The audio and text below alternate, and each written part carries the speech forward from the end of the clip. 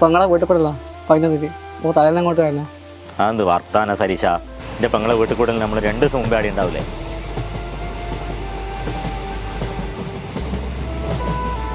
വീട് തന്നെ കടം വാങ്ങിട്ട് വെക്കാൻ ഓളെ വീട് എടുക്കാൻ മനസ്സിലാച്ചു. ഇവിടെ എന്തിനാടാ പറയുന്നത്? ഓൻ്റെ വീട്ടിൽ തന്നെ മര്യാദയ്ക്ക് ഒരു സാധനം ഉണ്ടാ.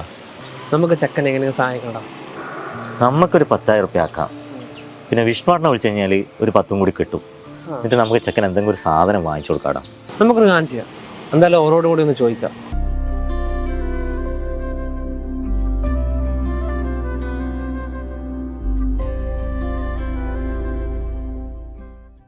സരീഷ, പെങ്ങളെ വീട്ടിൽ വേണ്ട കട്ടിലോ അലമാരിയോ എല്ലാം വീട്ടിലെത്തിയിട്ടുണ്ട്. നീ വീട്ടിൽ പോ. സരീഷ, നീ വീട്ടിലേക്കല്ലേ?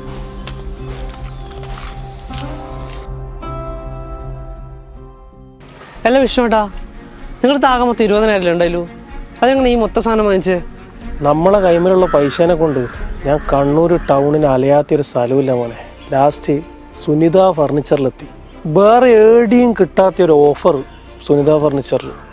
20,000 ഉറുപ്പ്യക്ക് ഒരു റൂം സെറ്റ്, കിടക്ക, കട്ടില്, അലമാര, സൈഡ് ബോക്സ്, ഡ്രസ്സിംഗ് ടേബിൾ. 20,000 രൂപയ്ക്ക് വൻ ലാഭാന്നല്ല.